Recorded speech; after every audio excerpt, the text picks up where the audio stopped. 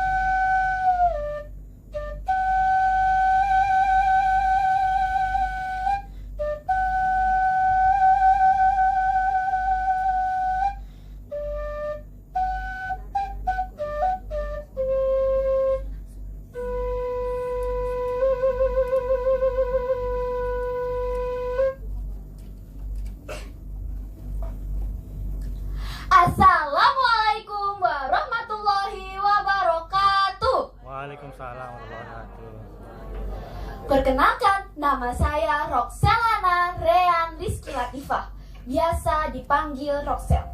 Saya dari SMPN 1 Curug Tangerang.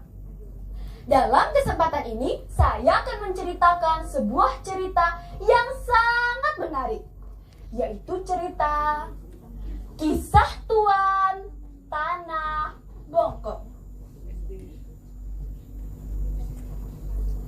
Cerita ini saya ambil dari Dinas Perpustakaan dan Arsip Kabupaten Tangerang.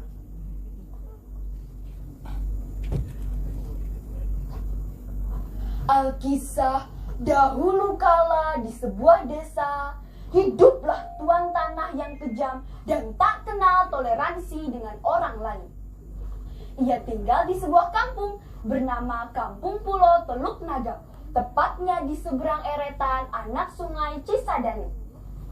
Ia dikenal dengan sebutan si Tuan Tanah Bongkok.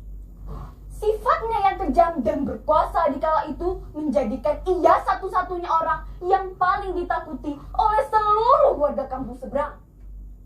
Setiap kali ia melewati perkampungan warga dan bertemu dengan siapapun yang berpapasan dengannya, maka tangannya yang besar itu sangat mudah memukulnya. Kecuali bagi mereka yang membungkuk, "Punten tuan."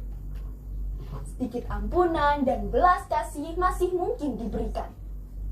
Dengan tubuhnya yang gagah dan ilmu silatnya yang tinggi, ia sering menyombongkan diri.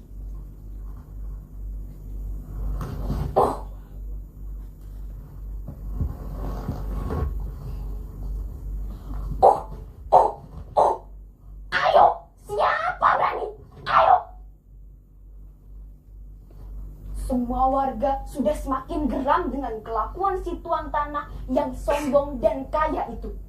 Bagaimana tidak, segala hasil panen warga yang sudah susah payah mereka kerjakan, ia rampas begitu saja.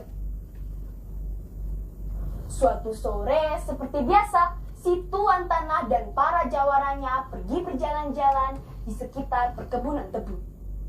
Hobinya tidak lain adalah senang mengganggu orang yang ia jumpai. Saat itu tidak ada satupun orang yang berani melewati jalan yang sering dilewati oleh si tuan tanah, kecuali segerombolan anak-anak yang pulang bermain. "Hei, ayah, kita pulang! Orai-orai yang luar leor kasawah, antong kasawah, parenakeun akan buka." Namun salah satu dari mereka tidak sengaja menabrak tubuh si tuan tanah yang sedang minum dari arah belakang.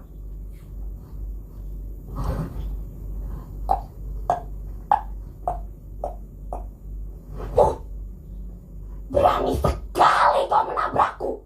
Lihatlah wajahku, bajuku kotor semua karena becekan ini."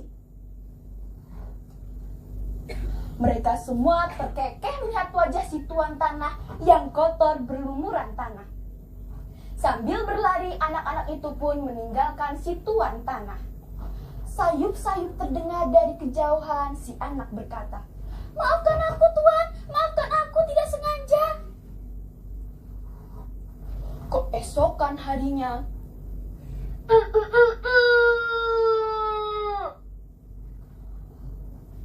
Tuan tanah dan para jawarannya datang ke kampung dan mengobrak-abrik seluruh warga desa. Para warga menjerit-jerit histeris ketakutan dengan isak tangis yang memilukan. Ampun Tuan! Ampun! Ampun Tuan!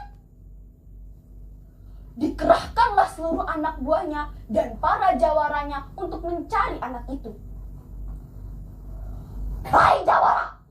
Cari bocah itu sampai ketemu dan segera bawa ke hadapanku.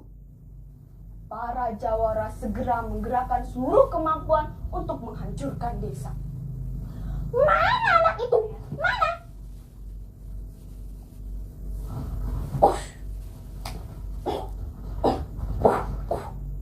Ayo, keluarkan anak itu. Ayo. Aksi mereka semakin beringas dan membabi buta.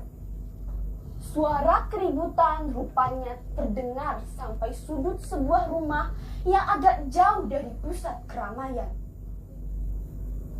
Orang tua si bocah segera menyadari bahwa amukan si tuan tanah diakibatkan oleh ulah anaknya. Mereka pun segera cepat-cepat menyingkirkan anaknya. Suasana semakin mencekam, diselimuti oleh ketakutan sang ibu. Aduh Gusti, bagaimana ini nak? Bagaimana ini? Langit tiba-tiba saja mendung. Sang ibu meminta kepada anaknya untuk melarikan diri ke tempat yang agak jauh dari pusat keramaian. Pergilah nak, cepat, sebelum si tuan tanah itu datang ke sini. Bersembunyilah di sumur tua itu. Jika keadaan sudah aman, nanti ibu akan menjemputmu. Maka berlarilah anak itu dengan sekuat tenaga. Dengan sekuat tenaga dan susah payah, akhirnya anak itu pun sampai di sebuah sumur tua dan mulai bersembunyi. Konon sumur tua itu adalah tempat para bidadari untuk mandi dan bermain. Dengan perasaan yang teraniaya diliputi perasaan cemas, akhirnya anak itu pun berdoa kepada Tuhan Yang Maha Kuasa agar diberikan perlindungan dari kekejaman si tuan tanah.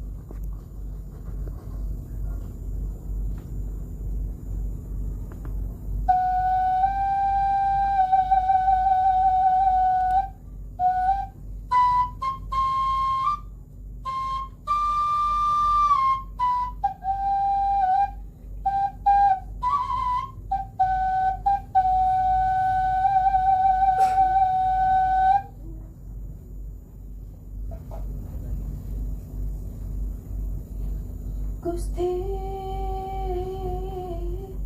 aduh Gusti, Maha Kuasa, bentosan abdi.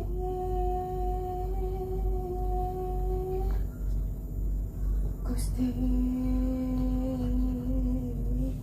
bentosan abdi. Anu tahan sareng sia.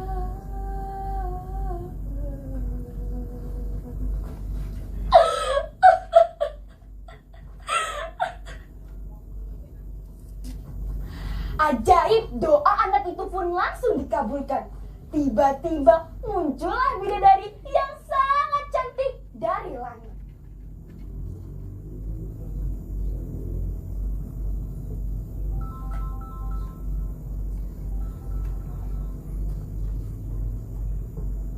Wahai anak kecil, tangismu telah mengetuk hati kami, dan bulir air matamu yang berjatuhan itu adalah doa yang akan menolongmu. Katakan kepada kami, pasti akan membantumu. Apakah kau benar, bidadari? Wah, cantik sekali. Wahai bidadari yang baik hati, aku ingin si tuan tanah yang sombong itu kami rasakan. Dan aku ingin menghukumnya atas apa yang ia perbuatkan selama ini di kampungku. Bisakah kau menolongku?